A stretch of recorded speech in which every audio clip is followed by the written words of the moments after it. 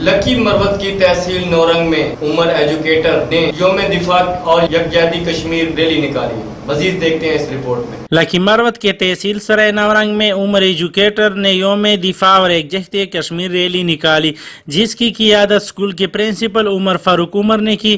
Rally میں طلباء، اساتذہ اور عوام کی بڑی تعداد نے شرکت کی. ریلی کی شرکاء نے پلے کارڈ اور بینرز اٹھا رکھے تھے جس پر انڈیا مخالف اور کشمیریوں سے یکجہتی کے نعرے درج تھے. ریلی مختلف بازاروں سے ہوتے ہوئی مفتی محمود چوک پر اختتام پذیر ہوئی. ریلی سے خطاب کرتے ہوئے مقررین نے کہا کہ کشمیریوں سے یکجہتی کے لیے حکومت انڈیا سے ہر قسم تجارت بند کرے. انہوں نے کہا کہ پاکستانی عوام پاک فوج کے ساتھ شانہ بشانہ لڑنے کے لیے تیار ہے. مودی ہٹلر کشمیر پر غضبانہ قبضہ اور 1 مہینے سے جاری کرفیو ختم کرے. مقررین نے کہا کہ اقوام متحدہ اور عالم اسلام کشمیری عوام پر ڈھائے جانے والے مظالم کا نوٹس لے.